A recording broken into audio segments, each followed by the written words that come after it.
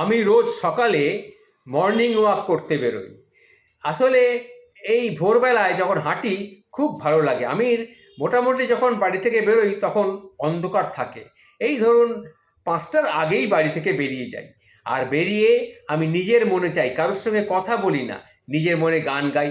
আজও গান গাইতে গাইতে রাস্তা দিয়ে গুনগুন করে গান গাইতে গাইতে যাচ্ছি আর হাঁটছি। যাই হোক, হঠাৎ একটা লোক দেখে আমার দিকে এগিয়ে এলো। গায়ে নামি কোম্পানির টি শার্ট, জুতোটাও বেশ দামি, কোম্পানির নাম জ্বলজ্বল করছে, চোখে একটা চশমা, মুখে বেশ সুখী সুখী ভাব, বেশ তৃপ্ত।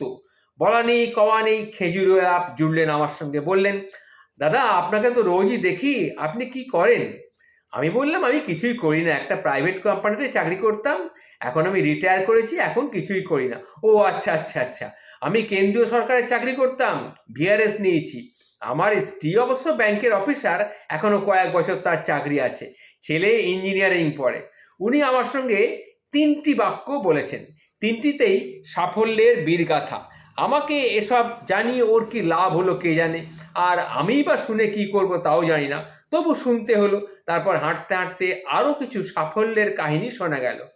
তিনি বললেন, আমি ওই যে ফ্ল্যাটটা দেখছেন, ওই ফ্ল্যাটটাতে এসেছি, ভালোই দাম পড়লো জানেন, আসলে একটু নিরিবিলিতে থাকবো বলেই এখানে আসা। তখন আমি তাকে বললাম, বেশ করেছেন, আমি তো ওই ফ্ল্যাটের পাশেই থাকি। তখন উনি বললেন, আসবেন একদিন কিন্তু আমার ফ্ল্যাটে।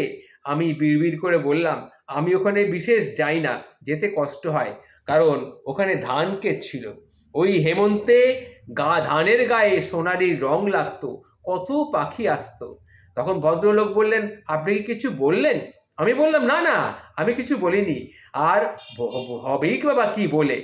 তখন লোকটাকে আমি এড়িয়ে যাওয়ার চেষ্টা করে বললাম, আচ্ছা আমি তাহলে আমি একটু তাড়াতাড়ি হাঁটি, হেঁটে গিয়ে আমাকে আবার বাজারে ঢুকতে হবে, সবজি কিনতে হবে। এই কথা বলাতে লোকটা বললো, ঠিক আছে আপনি তাহলে হেঁটে যান, আমি আস্তে আস্তে যাচ্ছি। আজকাল এই রকম লোকের কিন্তু অভাব নেই। ২-৩টে বাক্য বলার পরেই নিজের সাফল্যের গল্প বলতে শুরু করে দেন। ছেলে মেয়ে যদি বিদেশে থাকে তাহলে তো পোয়া ১২। বুঝলেন মশাই, ওই রাতের বেলায় ছেলের সঙ্গে একটু যা ফোনে কথা হয়। রাতে কেন? চোখে মুখে আলো ছড়িয়ে তিনি বলে ওঠেন, আমেরিকায় থাকে তো। আমি বুঝতে পারি, এটাই জানানোর ছিল যে ওনার ছেলে বিদেশে থাকে, আমেরিকায় থাকে। ছেলে যে বিদেশে থাকে এটাই হচ্ছে ওর আসল জানানোর কথা।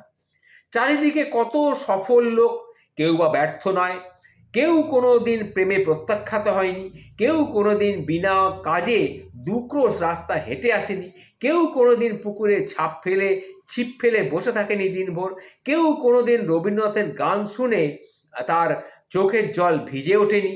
শুধু সাফল্য আর সাফল্য, বড় একা লাগে। মানুষ বড় অহংকারে ভোগে আজকাল, আমি অমুক, আমি তমুক, এইসব বলতে বলতেই দিন কেটে যায়। অহংকার ভাঙার জায়গাটা কিন্তু তার নেই। শাহরুখ খান একবার বলেছিলেন, নিজেকে যখন খুব কেউকেটা মনে হয়, আমি আমেরিকায় চলে যাই। বিমানবন্দরে যখন আমাকে ঘন্টার পর ঘন্টা জেরা করে, তখন মনে হয় আমি কেউ নেই, কিছুই নই।